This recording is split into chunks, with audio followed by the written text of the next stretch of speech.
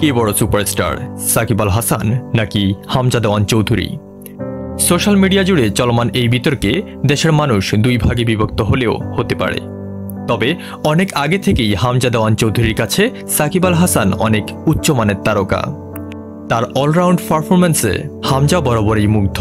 বাংলাদেশের হয়ে প্রথমবার খেলতে এসেছেন হামজা চৌধুরী। ইংল্যান্ডের আলো বাতাসে বেড়ে উঠলেও দেশপ্রেম বরাবরই তার ছিল। শত ব্যস্ততার মাঝেও যে বাংলাদেশের খোঁজখবর রেখেছেন নিয়মিত।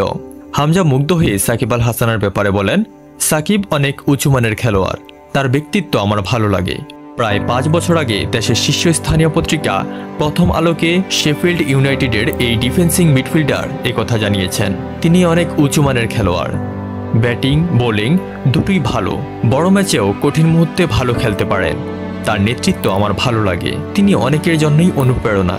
বাংলাদেশের খেলা থাকলে আমি সবসময় আপডেট নেওয়ার চেষ্টা করি।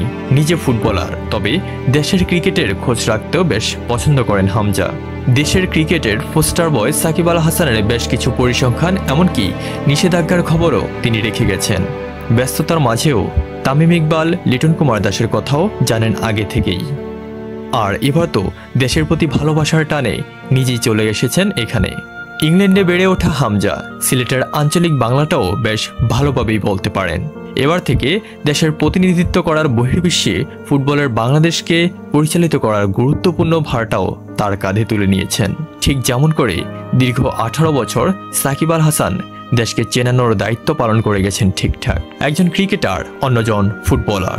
তবে প্রিয় ক্রিকেটার সাকিবের দেশকে চেনালো লিগ্যাসিটা। এবার থেকে হামজার দায়িত্ব হয়ে গেছে দেশের ফুটবলের নতুন পোস্টার বয় বলে কথা।